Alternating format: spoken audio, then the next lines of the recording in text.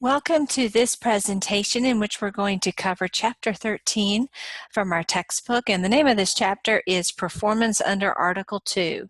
We're going to look at both the buyer's duties and the seller's duties under the UCC Article 2.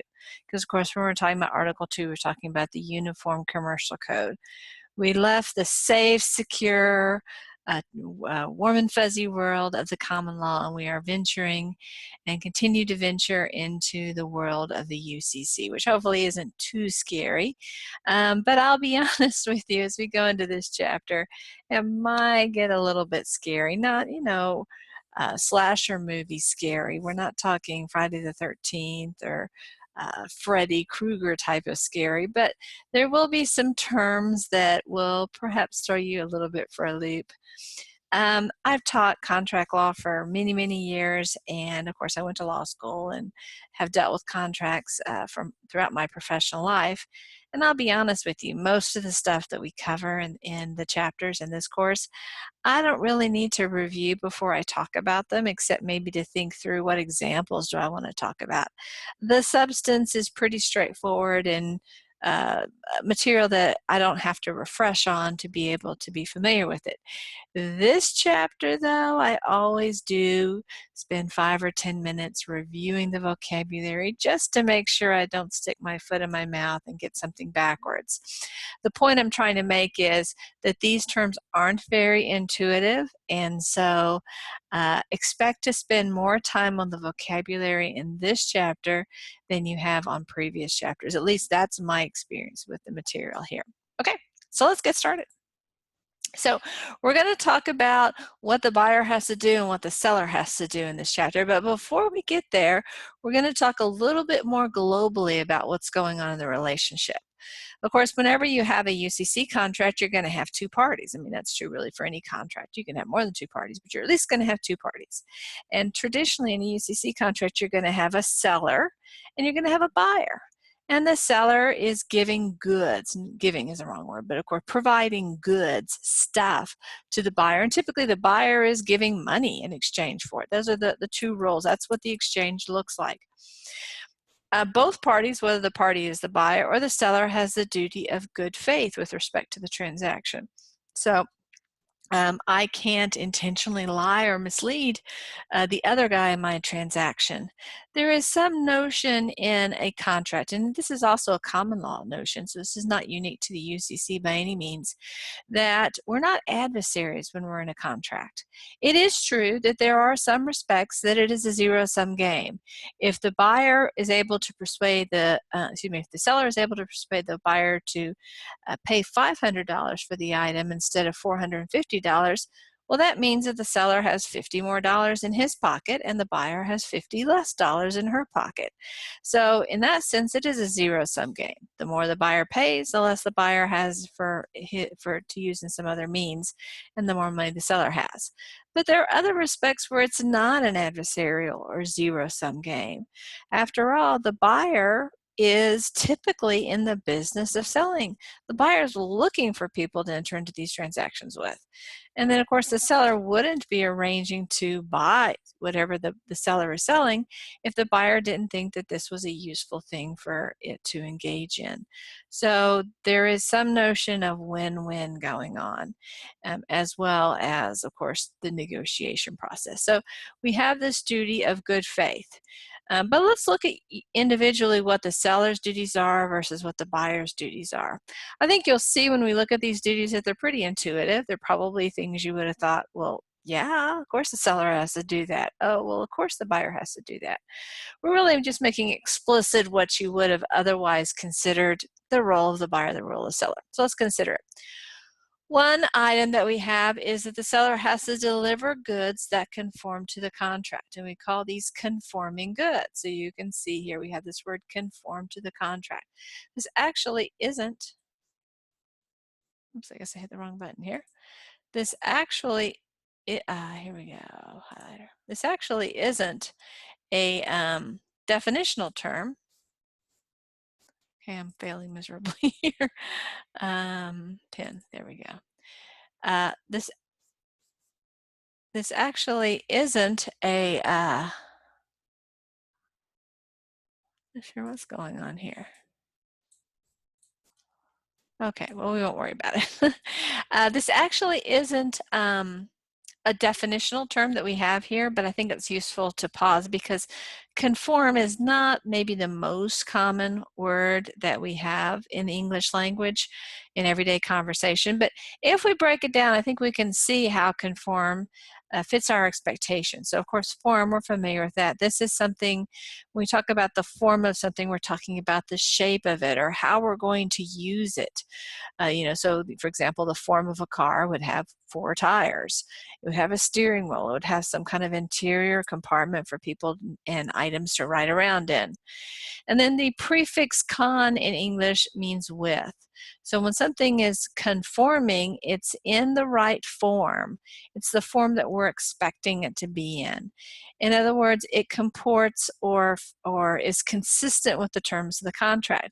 So if I am the buyer and I contract with the seller to buy a size 8 pink short sleeve blouse, and the seller sends me a size 8 pink long sleeve blouse, that item does not conform to the terms of the contract because the shirt that the seller sent was long sleeved instead of short sleeved, and so it's not in the right form or the right format for the contract that we entered into.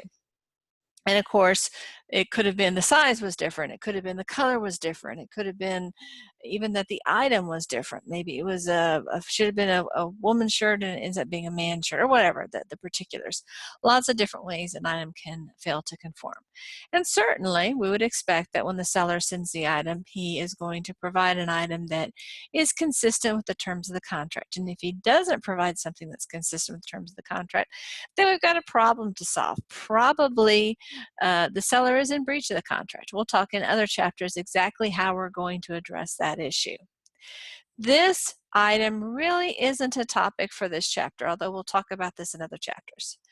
The next topic, though, is the one that we're really going to focus on here. So this is the one that pay a little bit more attention to, or might want to focus on this a little bit more. And that is, we need to deliver these goods in accordance with either the terms of the contract or the UCC. Let's pause here and do a little bit of a refresher about what we've already learned about the UCC. I like to think of the UCC as a fill-in-the-blank type of deal. It basically is saying to the parties, look, it's lovely and awesome if y'all decide to specify all kinds of cool stuff in your contract. When you do that, whatever you specify is what the law is going to require that you do. But the UCC also says, we get it, you're busy people. You don't have time to dot every I and cross every T. So guess what? If you leave something out or you're just too busy to worry about that, we've got you covered. Because we've got automatic stuff we're going to stick into the contract when the contract's silent on a particular issue.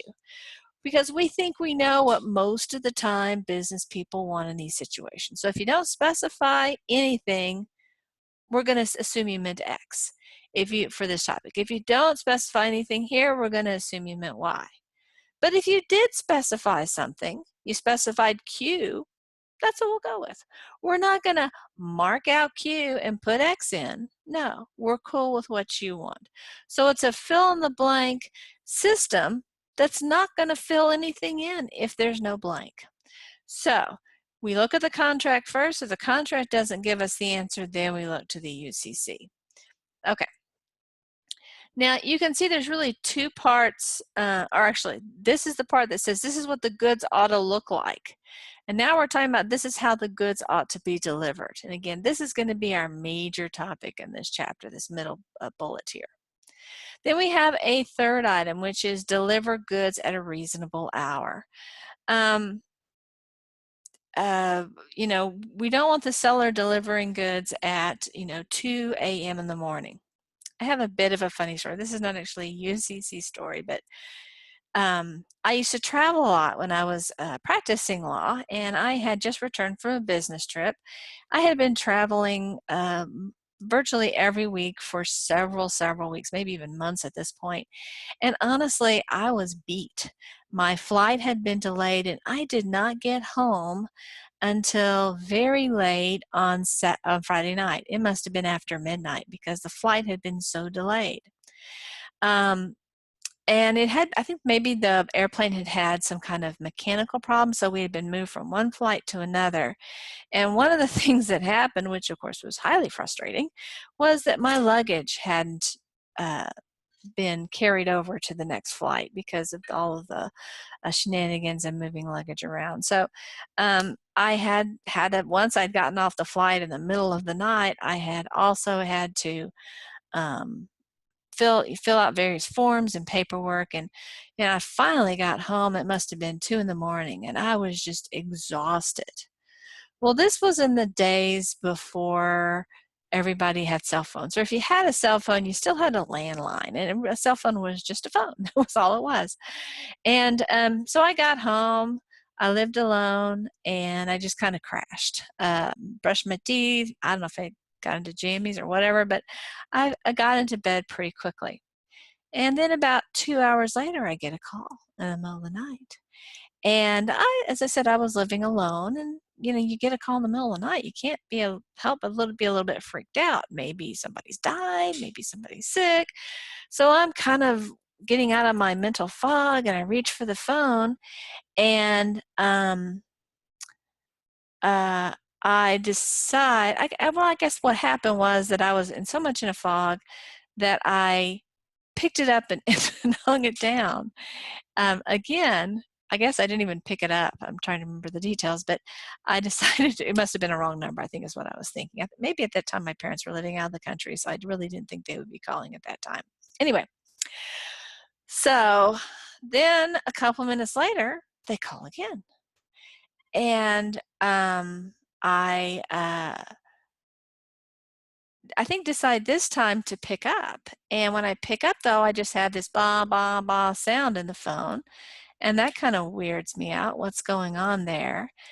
And then there's this pounding on my front door, and I am honestly quite concerned at this moment.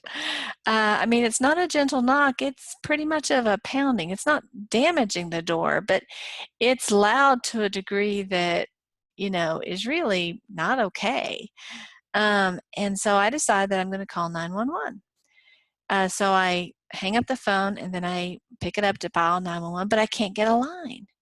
And so my mind is racing at this moment, and I think somebody's cut my phone line, and that these are some kind of, kidnappers or something who have weren't expecting me to be home because I travel so much. They discover me home, and they've decided they're still going to uh, break into my house. And so I'm considering, well, do I hide? Where can I hide? I don't have that big of a house. And they're pounding on the door. And eventually they leave. And maybe an hour or two later, I finally get enough courage to go downstairs. And I realize it's American Airlines. They dropped off my luggage at like 3 or 4 in the morning. That was not a reasonable time to drop off luggage. I put the pieces together and realized, well, yeah, it was them calling me, and somehow or another we had difficulty maybe making a telephone connection, since they were calling me from some type of cell phone. Back then, cell phones weren't very reliable, and and they were pounding because they realized I was there, but they also realized that I was probably groggy, and they were trying to get my attention. Anyway, it was a very scary experience, which ended up being harmless. But the takeaway is you really don't want people dropping stuff off at your business or your home at 3 in the morning. It's not a good time. If it's a business, no one's going to be there. So if they leave this stuff, it's probably going to be stolen or damaged, and it's just not a good scenario. So at a reasonable time means typically normal business hours. So these are the obligations that the seller has. And again, this is the one we're really going to focus on here today, so this middle one. But let's touch briefly on what we want from the buyer.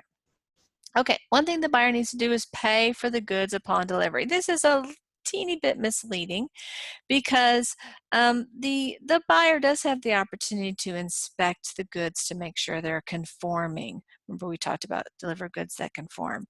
And so usually there's a bit of a lead time where they can see that they conform before they pay. But it is the duty of the buyer to pay for conforming goods after the inspection. Another thing the buyer has to do is provide some type of facility to accept the goods. This might be, 100,000 widgets, or 7 tons of corn or something. Not something that easily can fit into, a normal box or something along those lines.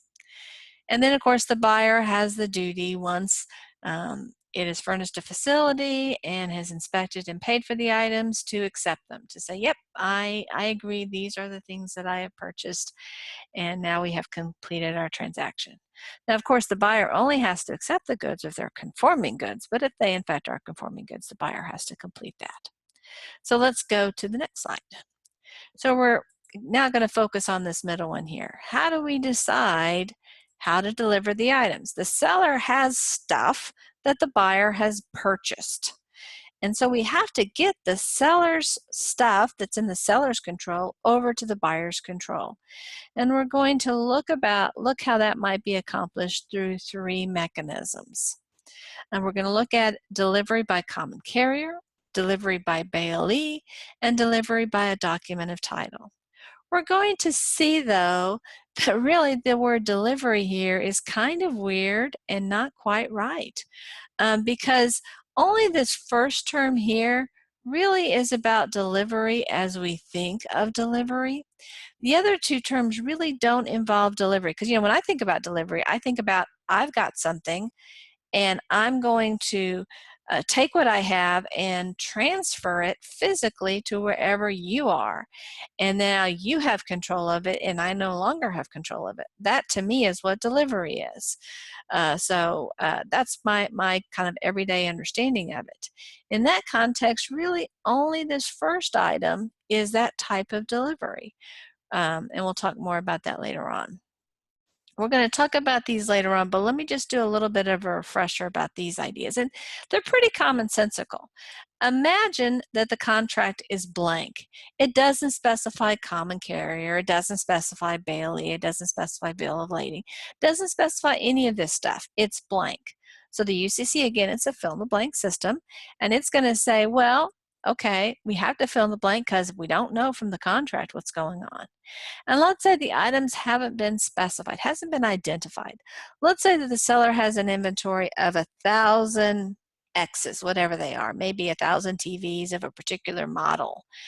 And I want to buy one of those. I mean, I don't care which one it is, assuming that they're all, working and functional and new. They're fungible. The 400th example is just as good to me as the 700th example. And so we haven't specified which one's going to be mine because I don't have a preference. In that situation, my item has not been identified. And so when there is nothing in the contract about delivery and the item has not been identified and kind of labeled as this is Groover's, then delivery to the seller's place of business, delivery at the seller's place of business is proper. You might say, well, delivery at the seller's place of business, but the seller already has it, so there's really no delivery happening. You're right. So for example, when I go to Kroger's and I decide I'm going to buy a dozen eggs, and I go, let's say I have a particular brand that I like, and there's actually 40 a dozen crates of eggs of this particular brand, and they all have the same expiry date, we'll say. And I randomly pick one and I carry it to the cashier's desk, or not desk, conveyor belt.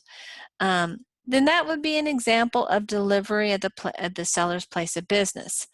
I actually I, the buyer, go to the place of business. And so the delivery is really me more picking it up than delivering.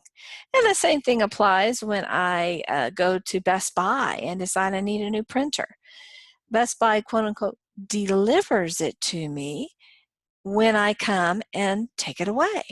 So the word delivery implies that the person who currently has possession is doing something to get it to the other guy, but in fact, in many cases, it's the buyer who's the one taking it away, who's making the transfer. But we still use the term delivery under these circumstances. So this is the first category. We have delivery at the seller's place of business. But let's say we still have that unspecified contract, which isn't unusual in the UCC, and this time we have specific goods that have been identified. Maybe there isn't a whole inventory of fungible goods. Let's say, for example, that I'm a painter, and each one of my paintings is a little different than the other. Even if I happen to paint very similar paintings, let's say I happen to like to paint the Dallas skyline. I mean, there's only so many different ways you can paint that, but each painting is somewhat different than another. I use a little bit more blue in this picture, a little bit less blue in this picture. My buildings are a little bit more tall and skinny. The other next painting, they're a little bit fatter. One is from this particular street perspective, another maybe from 2 blocks over. I mean, there's subtle differences between them. They're all the same thing, but each one has its own character. Anyway, if I am the buyer, I don't want just any one of those paintings, even though they're all of the Dallas skyline. I want that painting. Now, another person might come in and say, oh, I don't like that painting at all. I like the 5th painting over there. And it might just be because of the color scheme of my house, or maybe the size space I have for that particular painting and how big that particular painting is. But whatever the particular things are that draw me to, or maybe it's price. Maybe this one's cheaper, that one's more expensive, or whatever. But whatever it is, I've said that one, okay? So in that situation, the goods aren't fungible. We know exactly the one Grover wants, and it is specified. So where does quote-unquote delivery happen then? Well, it happens where the item is. So let's say that I am an artist and I happen to work with 3 different galleries.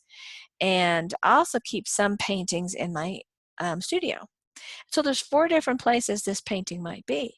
And let's say that the way that we worked this out is that actually I didn't go to the various showrooms, the various galleries. I actually just went on the internet, and all of these pictures were posted on some kind of website with all these pictures on it. And so I've decided I'm going to buy, we'll call it City of Dallas skyline number 37. And now I can see, oh, it's actually at Bob's gallery. So that's where I'll have to go. Now, of course, again, we can specify in the contract. Maybe Bob's gallery is kind of far from where I live. And so I might say, listen, I'll pay $20 more if you transfer it to Mary's gallery, which is closer to me. Or I'll pay $30 more if you'll deliver it to my house. Or, there might be all kinds of differences. But again, keep in mind in this situation, we haven't specified what we're going to do. So why would the UCC say, well, let's assume the parties wanted to move it? Well, no. If the parties wanted to move it, they probably would have specified. We're going to assume that what was intended was that the buyer would go to wherever that item already is and pick it up. So that would be delivery. So these 2 are kind of carve-outs. These are, again, when nothing is specified.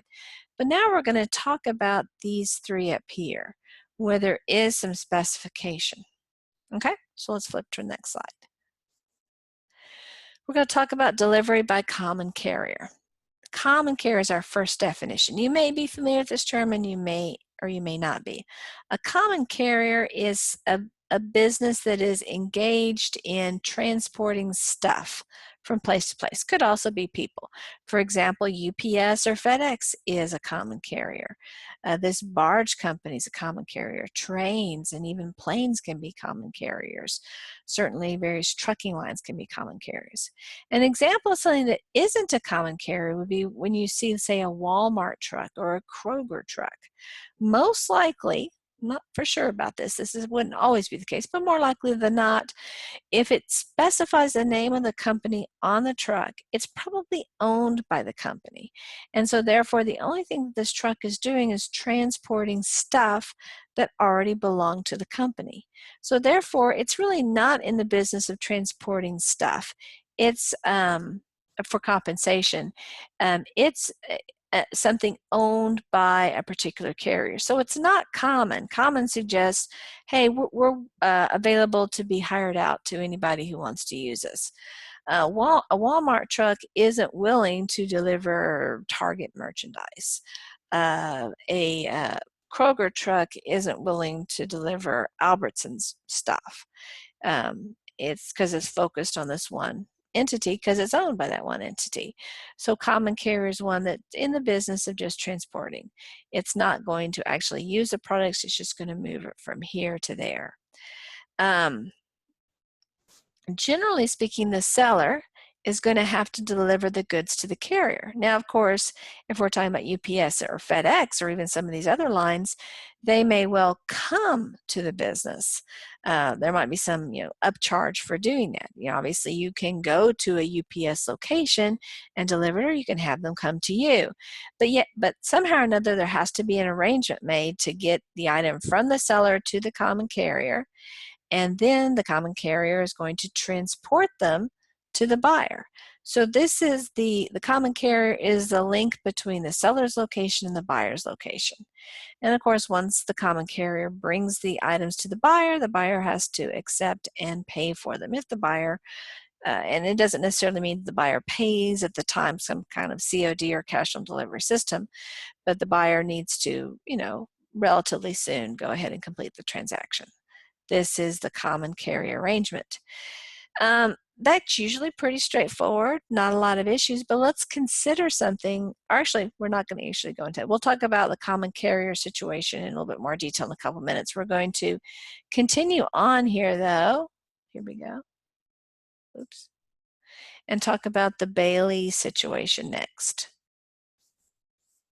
So what is delivery by Bailey? You can see here we have this warehouse. This is an example of a Bailey situation. The first thing I'd like to point out is that even though this word looks like bail, that you may be a criminal defendant might need to pay in order to be released from custody, its connection to that term, there's a little bit of a connection, but honestly, I would just kind of say, just don't even think about that when we're thinking about the term Bailey, because we're not talking about criminal law, we're not talking about human beings being stored someplace. We're talking about stuff. We have kind of three vocabulary terms here, and this is, I guess, our first set of vocabulary terms and you might say, gosh, these are some terms I don't ordinarily use, and I'm not quite sure what they mean, and it might take a little bit of work committing them to memory. I'm going to tell you right off the bat that getting Bailey and bailor confused is a very common thing. Oftentimes people do get those two mixed up, that they that they use the term bailee when they mean bailor. Here we go, finally got it working. And vice versa. So pay attention to these two words to get them right. The bailor is the seller in our scenario. You can have bailments that aren't UCC related. So we're just talking about a particular bailment here. There's other types that can be out there. So the seller is the bailor. The bailor is the person who owns the stuff and who is transferring it to somebody else who doesn't own the stuff, usually for storage and safekeeping. So the seller goes to the warehouse. So we're going to call the Bailey the warehouse facility, and bailor says, hey, can you hold my stuff for me? I don't have enough space for it right now, or my location isn't good for the buyer. And the warehouse, the Bailey, says, sure, we'll do it. Now you see this pattern we've seen in previous words. We have a word that ends or, and this is the person who makes the bailment. The bailee is the person who receives the bailment. So you can see our old pattern with the OR and the EE ending holds true here too. So if you're thrown and you're having a hard time remembering which is which, just remember that OR-EE pattern. The OR makes the base word and the EE receives the base word. And what is a bailment? It's the temporary placement of control over or possession of property by the bailor, again the seller, into the hands of the bailee, the warehouse, for a designated purpose. You may notice here that this term is not actually defined in our textbook, so you will, but you are responsible for it, so do pay attention to this particular definition. So the bailee holds on to this stuff. Maybe it's this boxes right here, these things right here, until it's just instructed what to do with it or how to transfer it to the buyer. Now the buyer is neither the bailor nor the bailee. We don't have a term here for that person. It is going to gain title to the goods, and eventually it's going to come to this bailee and say, give me my stuff. Okay? So that's that arrangement. Now we're going to talk about, excuse me, let me go back here. We're going to talk about this category. So we've kind of crossed this one off. Now we've crossed this one off, and now we're going down here to bailment by a document title. Let's refresh here. Delivery by bailee, that didn't seem too much like a delivery. You're not actually giving it to the buyer. You're surrendering it to the bailee, but the bailee isn't the buyer. And so there isn't really that notion of getting into the hands of the buyer. You're moving in that direction, but you haven't completed it, except, again, in the law, once if the contract provides for a bailment, when I, the seller, surrenders the item to the bailee, I'm done. It's now the buyer's job to go to the bailee and get this stuff. So I have delivered, I've completed my obligation, even though it's not in the hands yet of the buyer. So in this case, the delivery kind of seems partial, and yet even that partial delivery is completed from the perspective of the seller. Now we're going to consider something that seems even less like delivery than this delivery to a bailee, and this is delivery by a document of title. So let's go look at that here. So what is a document of title? You can see I tweaked the language here a little bit from the definition that we have in the textbook. It's a document showing that the person in possession of the document is entitled to receive, hold, and dispose of the document and the goods to which it pertains. So basically I have a sheet of paper that says, this stuff is mine, but I haven't actually, the seller who's given this document of title hasn't actually given the stuff to the buyer, he's just given a piece of paper. I mean, it might be that the stuff is, you know, let me go back here. Might be the stuff is like, you know, all of this.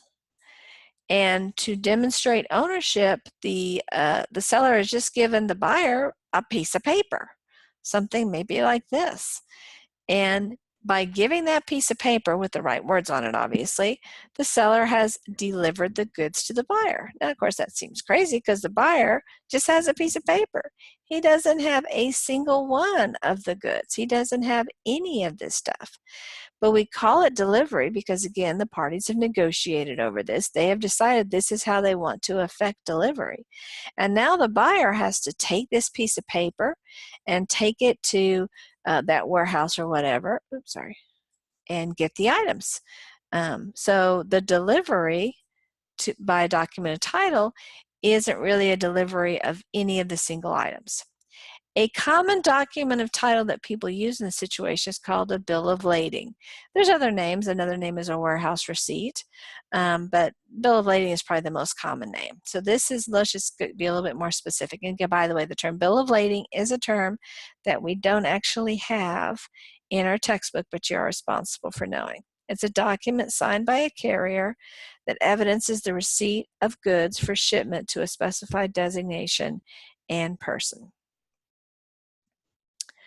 The document tells the bailee, the warehouse perhaps, who owns the documents. Now the bailee doesn't own the documents, but the document tells the bailee the identity of the person who owns the goods and who gets title upon delivery. So the bailee, so basically this document tells the bailee, this is who you ought to give the stuff to. And this is an example of a bill of lading.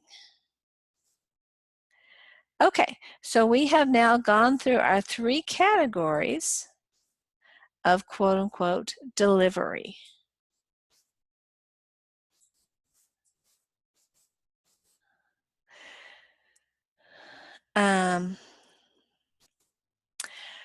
So let's say we've already kind of gone through this. If the delivery method is not specified, the delivery is proper at the seller's place of business, might be a Best Buy. If the goods are not at the business and the goods are specified, then it would be wherever they currently are stored. So this is just really a repeat of what we talked about right here. And again, it sounds complicated, but it really is what you expect. It's what happens if, again, if you were looking for those paintings or you're looking for the TV at Best Buy. Again, here's that example of the larger picture of the warehouse. And now let's look at shipping contracts and the categories of shipping contracts, at least the ones that we're going to consider here. This, to me, these next several slides are the single most confusing part of this course. They aren't intellectually hard, but they are, to me, maybe it's because I have some spatial reasoning problems or whatever, but they are things that just don't stick in my mind very well. And I will tell you that these are also very commonly missed questions on tests. So I'm not the only one who struggles a little bit with it. So this slide number 10, I would encourage you to spend some extra time on because it's not very intuitive, at least not for me. And if you find that's the case, you may find it useful to kind of focus on this a bit more. The big challenge here is distinguishing between a shipment contract and a destination contract. Now I'm going to first of all explain what they are, then I'm going to tell you how I keep them straight. Maybe it'll help a little bit, maybe it won't. So let's first of all consider the problem that we're trying to address. So here the seller is in, whatever town they might be in. Let's say this is we'll say this seller's in Houston and the buyer is in Miami. Well, the seller can't snap his fingers and suddenly the good leaves the seller's warehouse and magically appears in the buyer's warehouse. There's going to need to be transportation. If this is a bulky item, very likely it's going to be transported on a barge through the Gulf of Mexico. I mean, 99 times out of 100, there's no problem. It gets on the barge and it gets to Miami and to the buyer's warehouse and everything is fine. But, things can happen too. Hurricanes can come up, barges can sink. It's not 100% guaranteed that the item will arrive. And so the question that we need to think about is, well, what happens if the barge sinks with all the stuff on it? Is the buyer on the hook with that lost merchandise, or is the seller on the hook for that lost merchandise? And so that's when we have to decide whether we're going to enter into a shipment contract or a destination contract. Whichever one we go for, in some sense, doesn't really matter because what's important here is that the parties know which type of contract it is. Because usually these issues are ultimately resolved with insurance. So if we decide that the seller bears the risk of getting it to the buyer, then the seller is going to charge the buyer a little bit more, and the seller is probably going to buy insurance. So if the barge does go down in the Gulf of Mexico, the insurance company will reimburse the seller for the cost of the lost items, and everything's fine. Okay, if the buyer accepts the risk. Once the goods leave the possession of the seller and they're out in the middle of the Gulf of Mexico, the barge goes down, the seller bore the risk of that happening. Well, probably the seller would have bought insurance to cover that. And as a result, the buyer would have been able to get a slightly lower price for those items from the seller. And now when the barge goes down, the buyer contacts its insurance company and it is reimbursed. So you can see in the scenario, it's kind of 6 of one and half a dozen of another which way it's going to go. It's going to affect the price of the item depending upon who's going to buy the insurance, but at the end of the day, it's not a big deal. The most important part of this is that both parties know who is going to bear that risk, who bears the risk. And so these terms kind of define this. So what a shipment contract is, a contract of sale in which the seller bears the risk of loss only until the shipment of goods arrived at its named place of shipment or port of origin. So the seller is right here in Houston. Once the seller gets it to the port of Houston, that's when the seller can wash his hands. I'm done with it. Whatever happens out in the Gulf of Mexico, it's not on me. A destination contract, so let's continue on. See, with a shipment contract, the buyer is responsible for the goods when placed with the carrier. Again, we're talking about a common carrier. We're talking about that barge company. So in this scenario, the buyer has all of the risk from here until the buyer location. A destination contract, as you can imagine, is the opposite. The seller is going to bear the risk. A contract of sale in which the seller bears the risk all the way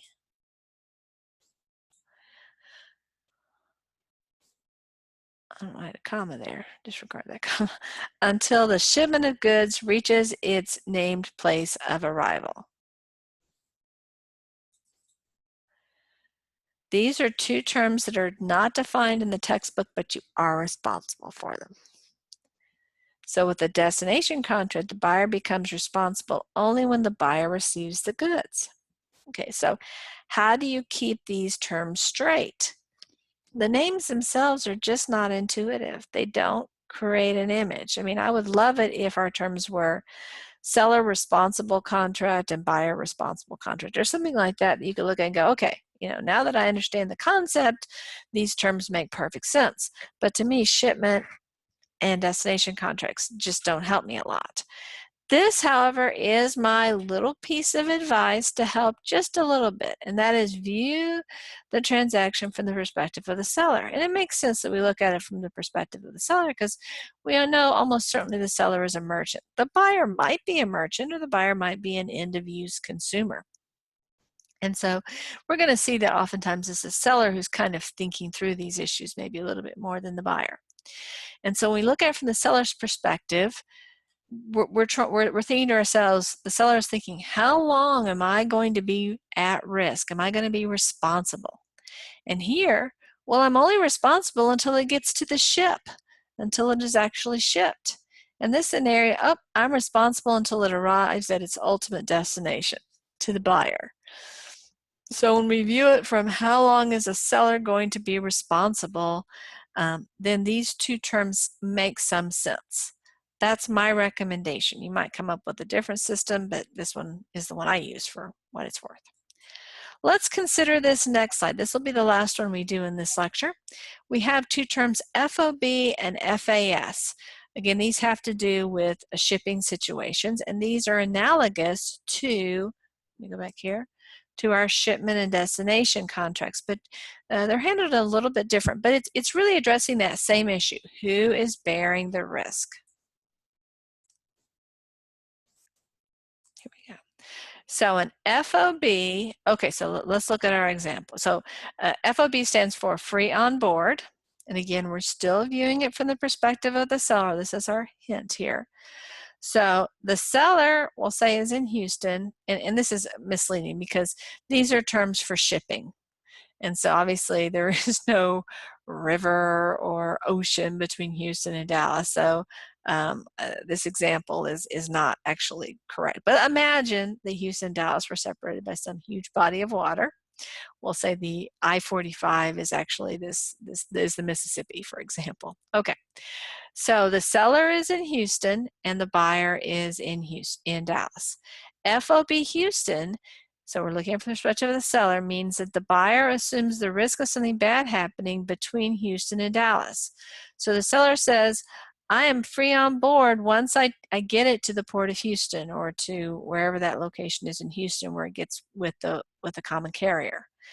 As you can see, this is the same thing as a shipment contract. So when the city is the city of origin, we'll say the seller's city, it is a shipments contract. We'll say seller's port. That probably is a better way of phrasing it. But when it's the buyer's port, in this case, FOB Dallas, it is a destination contract. FOB Dallas, the buyers in Dallas, means that the seller assumes the risk of something bad happening between Houston and Dallas. The seller has to get it to Dallas before its liability is put to rest. And so this is a destination contract. FAS is the same thing as FOB, so FAS Houston is the same thing as FOB Houston. FAS Dallas is the same thing as FOB Dallas. So this is yet one more kind of wrinkle to work out. So my recommendation would be to play around with the term shipment contracts, destination contracts, FOB with seller's port, FOB with buyer's port, FAS with seller's port, FAS with buyer's port. And again, my suggestion would not be for you to spend like an hour fooling around with this at one time, but to put it on an index card and, to look at it while you're brushing your teeth in the morning or at night. And over the next, say, week. And probably if you look at it, for 2 minutes over 7 days, it will become pretty cemented in your memory. The way our minds work is the more sleeps we have between times that we review stuff, the more likely we are to move something from short-term memory to long-term memory. Our goal is not to waste time memorizing stuff that isn't going to be helpful, but spending more time than we need to get the memory in there, but to be smart and to recognize that short bursts of working on something over several days is going to move it to long-term memory a lot quicker, a lot less painfully than extended study sessions. So as always, if you have questions about the material, please don't hesitate to send me an email or come by my office hours so we can talk about the material in more detail. I thank you as always for your time, and I hope you have a great day.